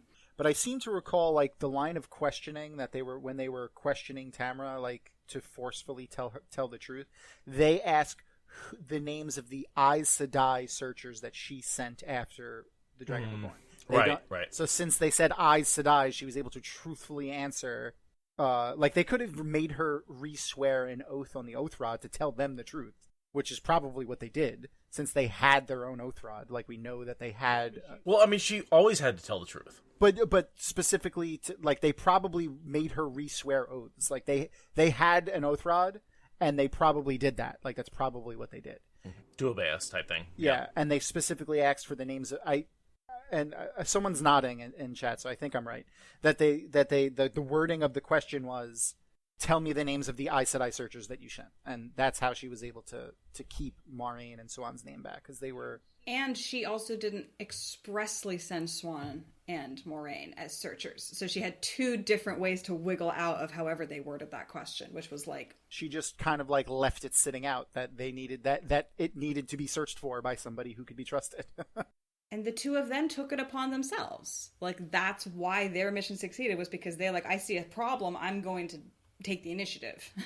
Like the Blue Aja they are. Like, yes, very much. Yeah. So blue. So blue. And they are the redemption for the White Tower, right? Like, they are the reason the White Tower is still an effective thing, because it produced Moiraine and Swan. 2 Aes Sedai that barely fit. And Swan was such a good leader that the tower was able to survive through Elida. Like a lot of the things that she did, like the reputation that she built with a lot of the people, the tower was able to survive, because the tower could have, like, the Aes Sedai as an organization could easily have been like, you know what, we don't need you guys anymore after the last battle and stuff. But like, people still trusted them, and a lot of that I really believe had to do with Swan Sanche, because of how good of a leader she was. It's funny you say that, because I always just believe her when she says she was a bad leader. And how she, like, set everything up to make it possible for Elida to fracture them. And, you know, she has this whole long internal monologue at one point about how she wasn't a good leader. And I've always just bought that hook, line, and sinker. But you're saying that, and I'm like, well, who would be the most critical of Swan? Swan. So I think you're onto something, actually, with that.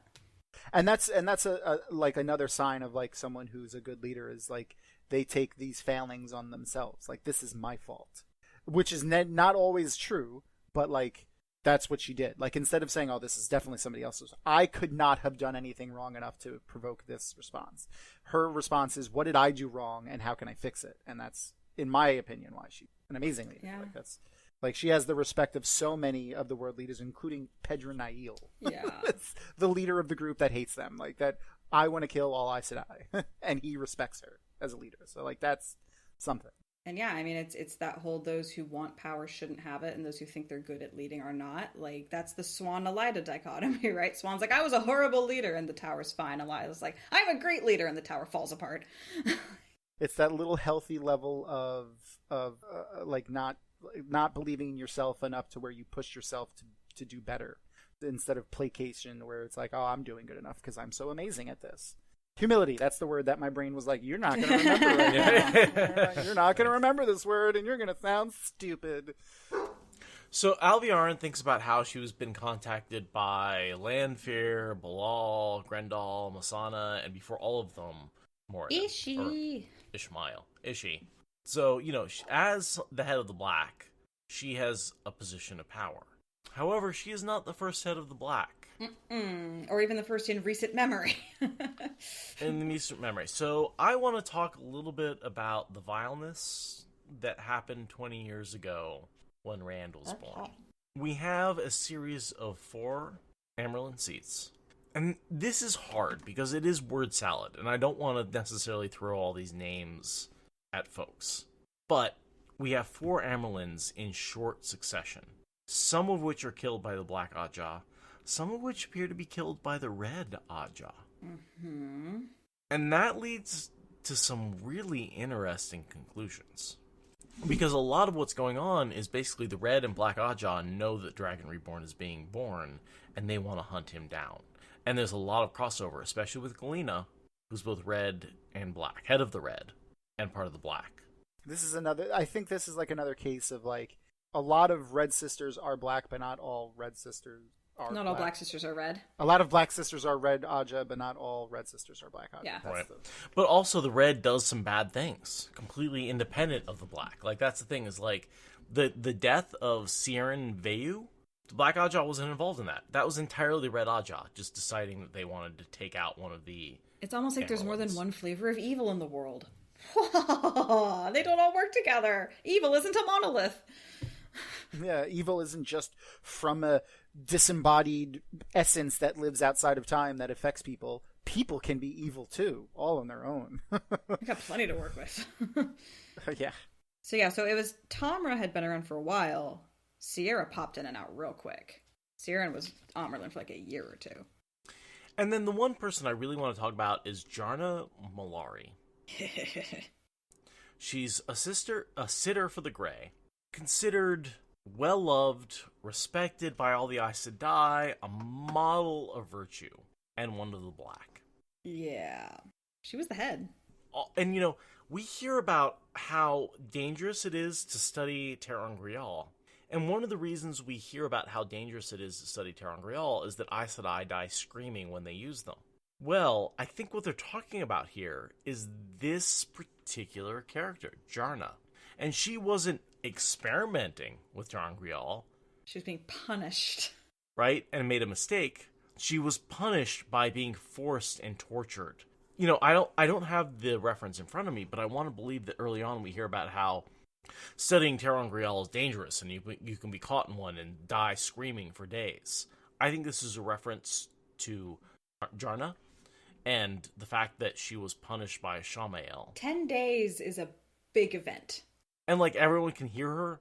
They can hear her in the ter'angreal dying and screaming, and they can't save her for 10 days. And when what could be recovered is buried, like, that's a big freaking stain on everyone's collective psyche. Yeah. And like, yes, she was Black, but everyone believed she was one of the best. Yeah. She was Moraine levels of worship. And she was powerful in the One Power too. She looked like Moraine, but was actually an Alviarin. But yeah, the whole, like, she never expressed any interest in ter'angreal until suddenly she got trapped in one. It's like, yeah, that's Ishi. I wonder if she got put into one to malfunction and just like gum up the works and get tortured, or if it was more like, I know how to manipulate this one specifically to cause pain. Not that we'll ever know, but... Yeah. Yeah, I mean, Ishi's knowledge, that's one of those things about Ishi's knowledge, right? It's so epic that he is part of the Age of Legends, and that's where the Forsaken have their power, is this knowledge of ter'angreal. And the other thing is, too, like, that ter'angreal specifically, while it could have just been a ter'angreal that was left over from the Age of Legends that they figured that they could use to torture people, like, they figured out a use to make it a torture device. But, like, if it was specifically made to be a torture device, then it wouldn't have been from specifically the Age of Legends because they didn't have stuff like that. It would have been made during the War of Shadow, probably to torture channelers. Sure. So I always wonder, do you count that as Age of Legends or not? I mean, because you I've have had to, that debate. Like, yeah. I mean, you kind of have to, right? Like, Yeah, you have to. I mean, like, all the people were still there and all of the knowledge was still there. But, like, I mean, like, it wouldn't have been something they made during the time of peace and tranquility. Like, absolutely, yeah. So when I say stuff like that is made during the Age of Legends, yes. the War of Power is something I include in the Age of Legends. Yeah, from an brain engineering goes- perspective, yeah. Yeah, right. They were engineering evil things during that last 100 years. Yeah, or they so. I mean, they policed themselves pretty well with that stuff. Like, they, not perfectly, because, like, the heel Semiraj was the Yeah. and she well, no, it was Semiraj, right? She healed Semiraj people, was the medical healer. yeah, she was the Grandel medical was the healer, mental and healer. she tortured people at the same time, and Grandel did the same thing. She would mentally torture, she would show them horrible things, and then also heal them at the same time. But, like, people like Bilal, it was Agonor. Agonor is the biologist, right? Yeah. Yep. He wanted to work on humans and do human, like, experiments, but they wouldn't let him. So, like, they did police themselves a little bit, like, and they were able to catch stuff like that a little bit. So I feel like making a huge Terangor like that might not have escaped their notice. But it's also, like, easy to manipulate something to be a torture device that wasn't, intended for that, right? Yeah, 100%. Like, the Oath Rod was used to, like, they used it on criminals to, like, Right. like, to have them tell the truth. And now they use it for the Aes Sedai. It's like their big, like, it's the best thing in the world. Like, they use it to make an Aes Sedai, they make Aes Sedai with it now. Like, that's the pinnacle of being. I think of it this way: in modern society, what orthoscopic? Thank you, surgery. Modern day, that's amazing. Do that without anesthesia. It's torture. It's torture. And, like, that doesn't take much. Like, imagine Moradin's a surgeon, right? Like, all he has to do is not give you the anesthesia, and all of a sudden They you're could in have pain. easily taken the purposes of a Terangriel and twisted it. Yeah. So all it takes is maybe not activating the pain Suppression, thing. And maybe the Terangriel is designed to do something specific, like surgery, and, like, just don't activate the pain. It keeps people alive and operates on them, but they turned off the pain suppression mode. Oh, that is so horrific. And it takes a very horribly evil brain to think of stuff, to think of outside the box stuff like that. But all you need is a relatively common, important Terangriel that you can just, turn off one switch. Oh, so nasty. Oh. Yeah. Oh, it's so great. It's so horrible. And I mean, I'm great sure at she the same deserved time. it as the head of the Black Aja, but still. Oh, Yeah. God. You don't get to be the head of the Black Aja if you're a saint. No, you don't even get to be in it, as case of another certain Aes Sedai that we hear about later. Varen. You can say Varen. Okay. I know. I always feel bad about saying it because it's such a great reveal. That's why people have to come to our podcast. Just get it I all know, out. Like, I know. enjoy the free spoilers. Trust me, if they're on episode 340 blah, Fair enough. they've heard 300 plus episodes of spoilers. All right, fair enough. Don't worry about it. Yeah, that scene where she's talking about, like, I had to do horrible things, and her warder is just a dark friend. Like, he isn't a secret good person. Like, he's just a dark friend. So, like, He's trying to come out. He does die willingly. yeah. Well, for her, he probably didn't know. No, she says that he was looking for a way out. Oh, She okay. found Yeah. him. All right. But Yeah. still, I mean, not with the same level of, like, he went in thinking, I'll figure it out later. Yeah. Yeah, you gotta do some stuff to get into the secret club of evil. I like how Alviarn and the other 12 sisters of the Supreme Council throw fucking Siren under the bus. This is 20 years ago, but still, they're like, they paid in pain. Mm-hmm. By the way, I love that the vileness is directly against Ishamael's orders. He does not want Rand to be killed. That entire Black Aja plot to kill all of these channelers is against the will of the Dark One. Yep. He does not want Rand killed. But And Red Aja does. Yeah, of course, Red. and that's probably they do. why they're at odds with each other at that point. It's and that goes back to how I said earlier. Like, Ishmael Morden, he knows the true goal. Like, he knows what the real goal is. So he manipulates events to go in that direction, which confuses the Forsaken often. Like, it confuses the other, and it confuses the Dark Friends often, including the Black Hadja. What do you mean, don't kill the dragon? Of course we want to kill the Dragon Reborn. Like, first of all, you can't kill the Dragon Reborn. I'm going to lose all my tools because the pattern is going to kill you for trying to kill the Dragon Reborn. So can you please stop trying to kill the Dragon Reborn? Stop banging your head against a brick wall. Like, all you're doing is causing brain damage. Stop tilting at these windmills. The minions never know. They always think that they're going to be... someone said the minions know not the way. It's like, the minions always think that they're going to be the boss one day and that they're going to get to rule over all the people. It's like, that's not the goal here. No. That's why Ishmael knows that. I kind of feel like it's how people support, like, tax cuts to the rich, because someday they might be rich. Yeah, one day I'll be a Yeah, billionaire. One day I'll be Forsaken. It's like, no, you're not going to be. The odds It's a lot are against easier. you. You're going to be dead than that. No, those are the odds. You are the against bones you. that they will make into the throne that they'll sit on. Right. And rule over nothing. Wants to unmake existence. No big deal. So the next thing I have is Alviarin asking about the mission to take out the Black Tower.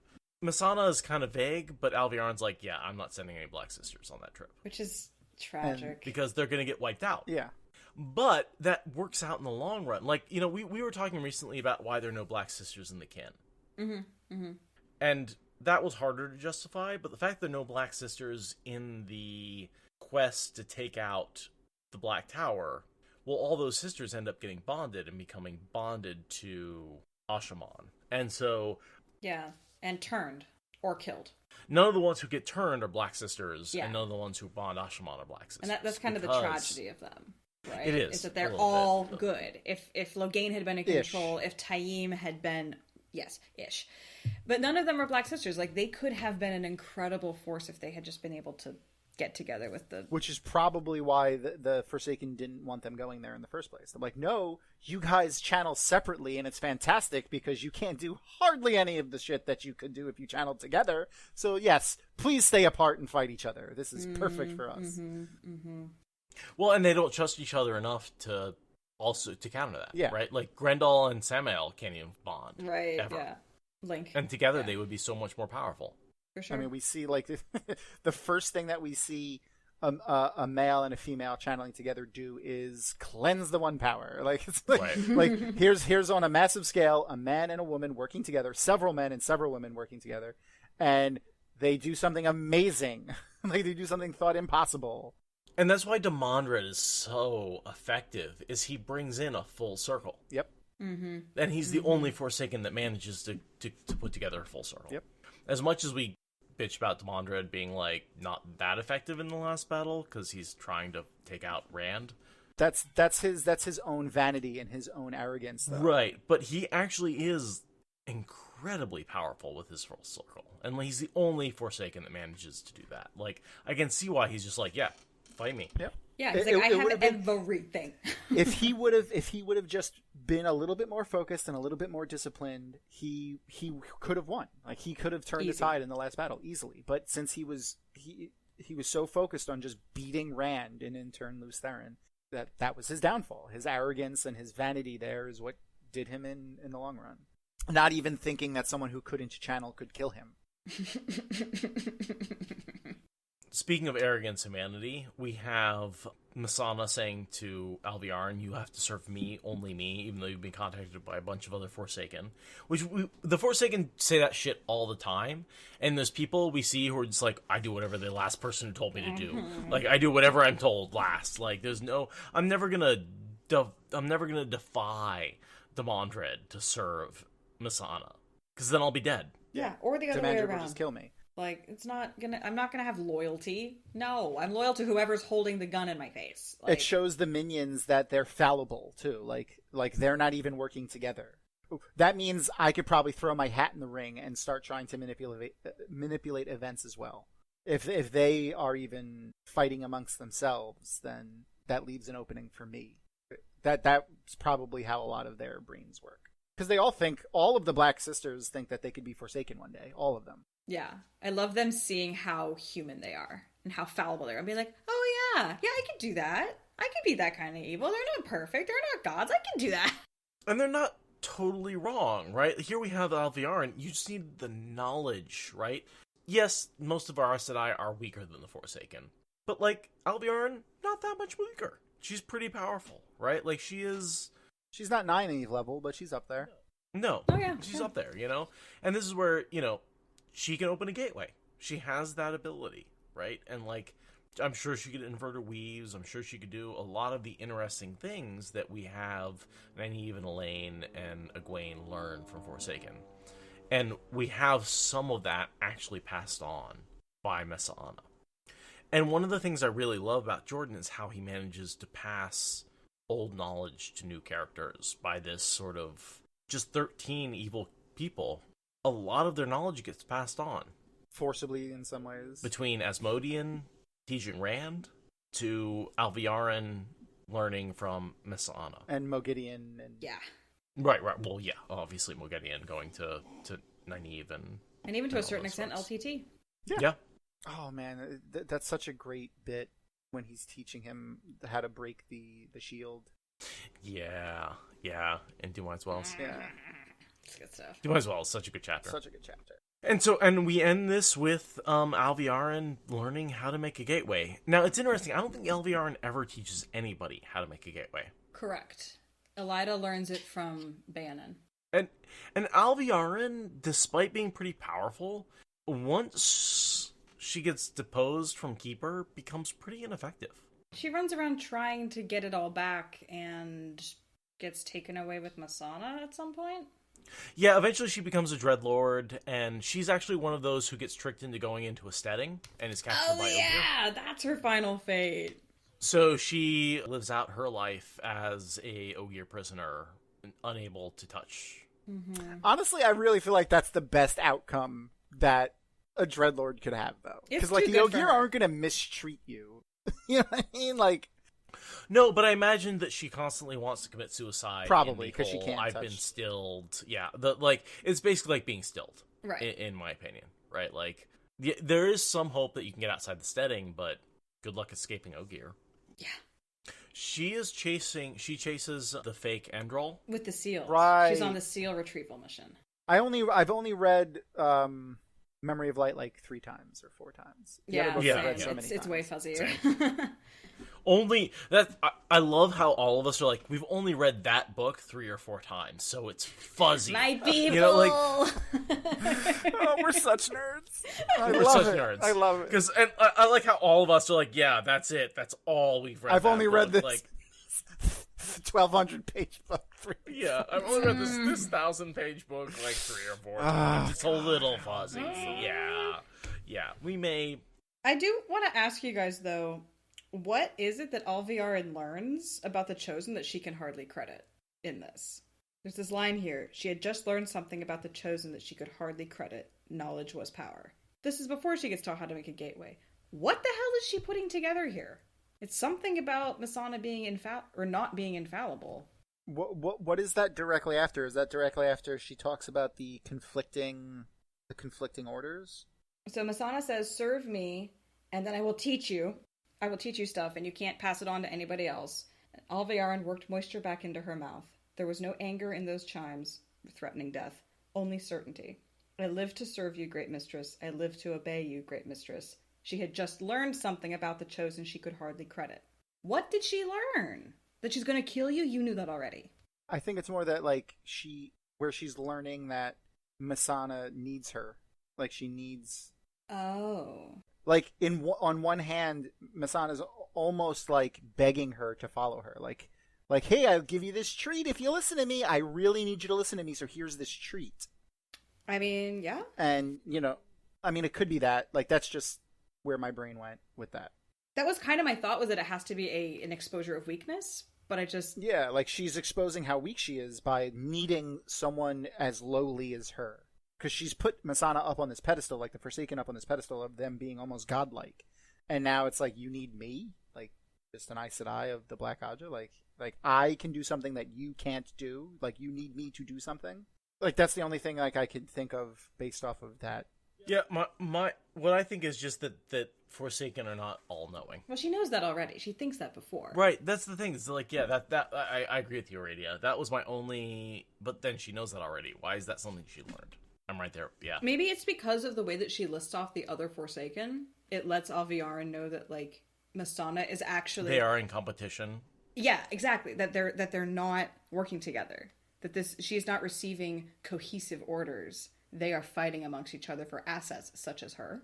It's got to be it, because the three of us aren't coming up with anything else, and we just established we're nerds. So if there's a better explanation, we would have found it by now. I really think that's what it is. I think it's a combination of all of that, like just realizing that they don't know everything, that they need Aes Sedai and people of this time to complete their goals. They're not working together. Yeah, they're just really strong channelers that know more than they do, and if they could learn what they know, they could be on the same level as them. I think that's something that she's just coming to realize at that point. Which is so important that she then learns the gateway. Yeah. Because it's then, like, it puts her... Despite the fact that this is really Alviarin's last important scene. She gets yelled at by Elida really satisfyingly later. That's important. But yeah, no, the next time we see her, I think, is coming back from seeing the Amayar commit suicide. And then she gets yelled at, thrown out, and then shows up chasing Androl. So yeah. Well, she thinks she's hot shit at this point. She's on the edge of being hot shit, and then she fails. Yeah. And she has just enough strength to do a gateway. Oh, so proud of you. What if it's one of those gateways you have to crawl through? I don't think we see the size of it. I would like to imagine that, though. Yeah, thanks again, Thom, for showing up. Yeah, thank you, Thom, so much. This was really fun. Appreciate that. I get to hang out and talk. Like, I'm totally down. And I think from the schedule, I saw you're on there more times. We're gonna have you back, right? Just put me on there wherever you want. If I can't do it, I'll tell you. I want to hang out. I need people. Oh, okay, right. Shortly, we'll see you shortly then. Yay! I need to people. I need people, and you people are fun people.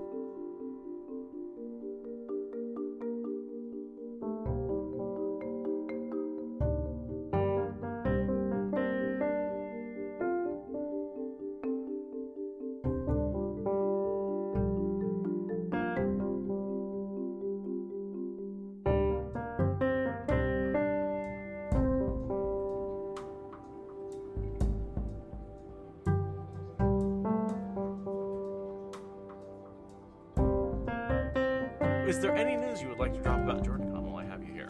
We should be knowing something definitive within the coming, like, next month or so.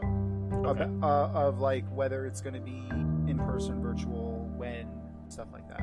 There's a lot of just talk that needs to happen with the host hotel and stuff like that. You're in a tough time slot. Yeah, and it's a tough state.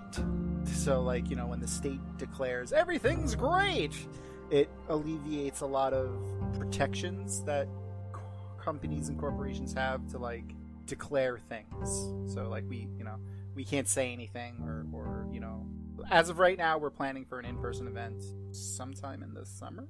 I think it was July. There's a post if you go to jordancon.org. It's on the website. That's pretty much all I know right now, too. Yeah, there was a survey a few days ago, and I remember the dates were somewhere in mid-July for, like, if it was in there you in go. person. Yeah, so everyone go do the survey. If you haven't done it yet, go do the survey. Yeah, if you got it in your email. I think they sent it to people who were past members meaning attendees, and people who have the lifetime membership. All I know is I still have my tickets from last JordanCon that got canceled, and 2020. I need and I need to contact whatever airplane. Actually, flights. Yeah, flights. I'm so glad that they got rid of the cancellation fees, though, and like change fees and stuff like that. Aradia, love the new camera. I think that looks fantastic. Oh. I'm working on it. This is the green screen, but still with too much direct sunlight. I need to get the direct sunlight off the green screen, so that way I'm not just on the Zoom nonsense. With the phone camera adapts much better to it than the webcam. Yeah. And oh my god, so you sent me those videos. Well, I sent you those videos. You edited them and sent them back to me, right? It was just me doing my other podcast stuff for context and telling me to look at the two cameras to see how bad they are. So in this camera, my eyes are blue, like the normal color I recognize in the mirror. My nice, like, USB webcam that I spent money on and was very proud of, my eyes look hazel. Not happy about that. Like, I don't recognize myself. I don't have hazel eyes. So, yeah, this is a much better camera. Thank you for yelling at me until I figured out the app. Yeah, no, it's one of the things that I've encouraged everybody to do, because everyone has these crappy webcams or built-in webcams, and these $1,000 cameras in their pocket. And all you need is to download an app on both your camera and your computer, and plug your phone in. And all of a sudden, you can use your $1,000 camera rather than your $100 camera, and the quality is so much better. Just look at the megapixel difference between them. Yeah, 100 times. and if nothing else, I'm sure there's a ton of software processing that happes on the phone in hardware before it ever gets into the cable and goes to the computer. That's not happening in those webcams. So I'm using Camo, C-A-M-O, for a Mac and an iPhone, but I'm sure there's lots of variants out there. I used the first result when I searched it in the App Store. Literally, that was my process. This is the one on top. So, and it's working. So, tip for video chatting: do that. Works way better. And also a green screen. If you have a common Zoom background, a piece of green cloth is $10 on Amazon and improves the digital background. You don't get immensely, this deal happening like right here if you look in between my headset. Oh, yeah. Yeah. No, that's what I'm always most impressed about is with the green screen, you can actually see through my headphones and the digital background, whereas if you look at Tom, you see like, the the 1960s wood paneling in my in this house that we're living in right now. So all you have to do is get some green paint and just a roller, and you're good to go. Just that one patch of wall. That would be great. Yeah, my husband is, working from home, and we just moved to this house, so he's, like, designing how he wants to paint his office. And he's like, okay, so it's got to be really wild stuff that I can see from sitting at the desk, but then the one square of where my coworkers will see me, that part of the wall will just remain a nice neutral blank, but the rest of the room can be an absolute madhouse. I could see the accent wall in houses being green from now on, just like green screen. Okay, I'm doing that in this room. Definitely. all you have to do is paint the wall behind you green. Get one of those cheap projectors and like project things on. Yeah. But it won't allow me to block, or it won't be good for audio adjustment. I've got like foam on the wall that you can block with a curtain that you can't block with paint. So green foam. Yeah. Just spray paint it all green. Although I think that would affect the acoustic qualities of the foam. Would it? I don't know. It wouldn't change the surface. It wouldn't change the amount of air stored in it. It would just change the actual... Like, it wouldn't change the topography. It would only change the texture of the surface. I guess that's a question. Does paint seal foam? I will ask my stepdad, who's a contractor. And I was going to say, we need a sound engineer. He'll have a... No. Use your resources. Well, I mean, Margaret, it's, like, really intense, like, zigzags. Like, it's a really, really deep pattern. Paint would never change that. But, I don't know. Well, so the question is the deep zigzags versus the actual surface, which is pocketed and full of like a foamy hole, right? I think that's through the whole thing. I'm pretty sure the foam part of it matters too, other than just the pattern, because it like absorbs the sound. Or like how many of us are happy that I mean, I'm gonna not go there. The parallels to modern politics in America make my blood boil, and I'm gonna self-edit and not go there. How relevant it is, even though he wrote it 20-something years ago. Yeah, going back to the new normal is normal wasn't working for anybody, but yes, let's celebrate going back to the new normal. I'm with you. I wish I had a drink for that one. I think the world needs to be different post-pandemic. Yes. And if we go back to the way things were pre-pandemic, we have made massive mistakes as a society. Yeah, same with...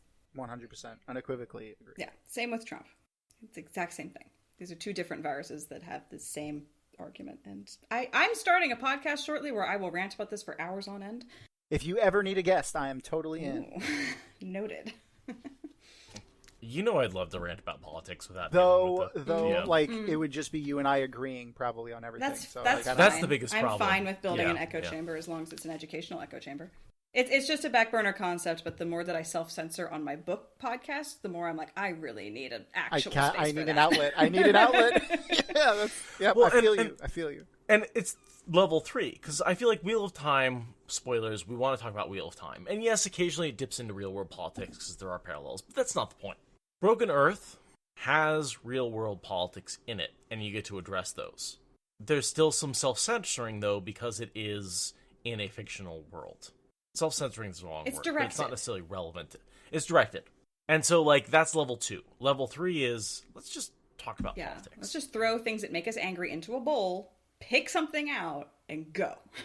You know I'd love to rant about that. Oh yeah, that's kind of what I'm coming up with is that. So anyway, I'm now taking hours talking about my future creative projects.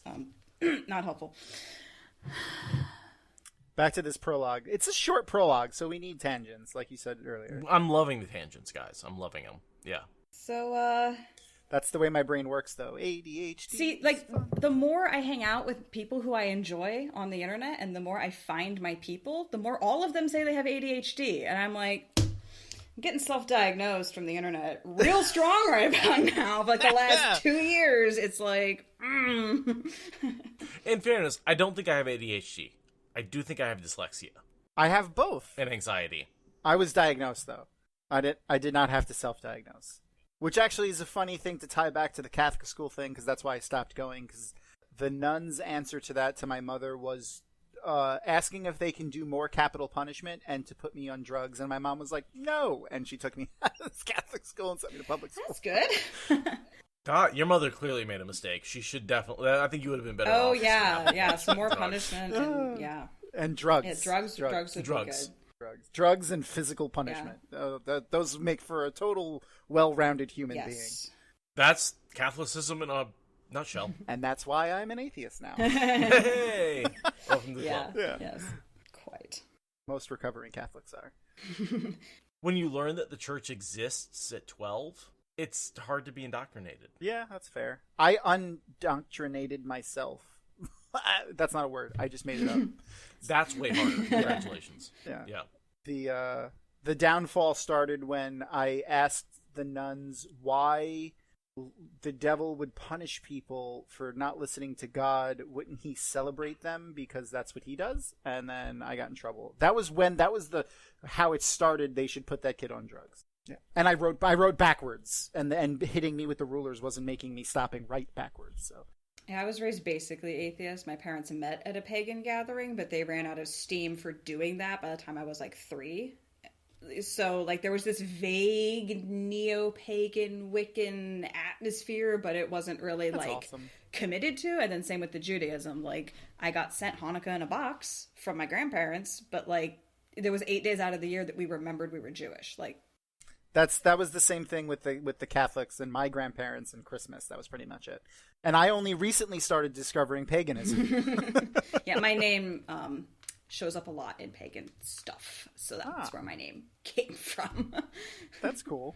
I have my Nordic calendar of like things next to me from all the like we just celebrated Ostara. Yeah, I've got a really beautiful like Celtic calendar that it looks like an iron cross. It's that symbol, the equilateral cross, but it's got all this beautiful Celtic knotwork, and it's got all the animals around it and like plants, and then the names of the holidays. And my parents had it when I was growing up, and every time I go to a house, it's square, right? So you can change which direction is north. So I always change it so that way north is pointing in the direction of north.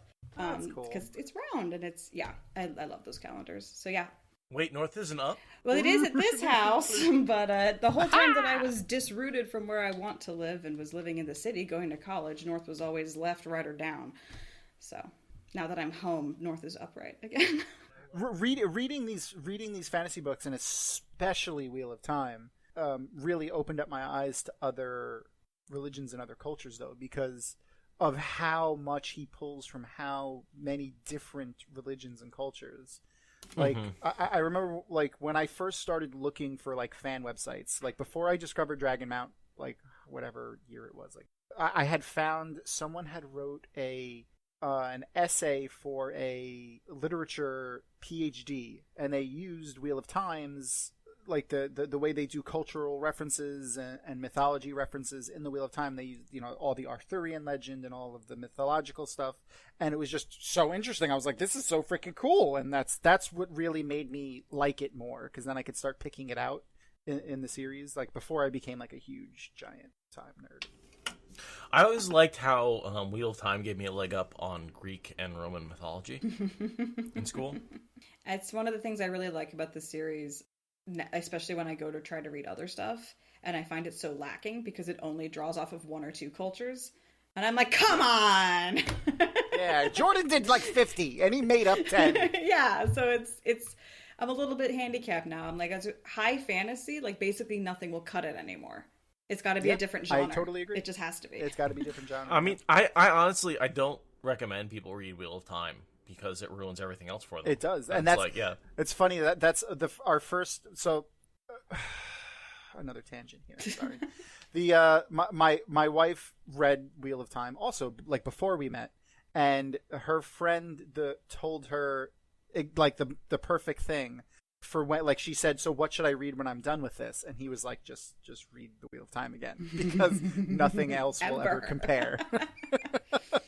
He's like, if you enjoy it, like if you enjoy the Wheel of Time, then nothing will compare to the Wheel of Time for you. Yeah, I mean, I've been, and it's true. really I've true. been trying to Yeah. read really is, like, Brandon Sanderson. It's not doing it for me. Yeah. I mean, I like Sanderson stuff, and I read it to stay relevant in JordanCon stuff, because, you know, we have an entire track on Sanderson. I'm right there with you. But I do like his. I really enjoy, like, I enjoy all his books, like, just to start off. But he's doing a Outside of the Cosmere series where it's I forgot, Skyward. Yes, Skyward, and it's fantastic. The character is amazing. Like the character development of all of the characters is fantastic. It's really fun to read. It's a really, really fun to read book, and there's a lovable slug in it. So who doesn't like a lovable slug? I was terrified of slugs as a small child, so not me. It's fair. I don't know why. This but one I was glows in the dark. This one glows in the dark and has the personality of a cat. Okay, I'm in. I'm in now. So this is a hell of a tangent. Yeah. But you brought up the slime mold. What'd you call it? The slug? The slug, yeah. I used to read a web comic in the early 2000s called General Protection Fault. And it had a sentient slime mold in it that reminds me a lot of the slug from Skyward. And I'm just going to put this out there and ask if anyone has ever heard of General Protection Fault as a web comic. I have not, sir. No, unless you've told me about it before. I would assume. Yeah, okay. Yeah. Moving on. No, I have Okay. not. I'm not. This is absolutely, like, I'm not sure it was a good comic. I just remember reading it. In the vast reaches of the internet, I have not landed on that. I'm just gonna put that out there and see if any listener is gonna respond to that one. Someone will. I feel like it's the right community. A bunch of nerds who read, like, online webcomics. Like, I feel like we have that group. Yes. Right. Like, which is one of the reasons I love going to these conventions, because it's like, my people. Mostly, Exactly. at least mostly, most of you are my people. Thank you for listening to the Wheel of Time Spoilers podcast. Rate us in the Apple Podcast app or support us on Patreon. Is that good enough?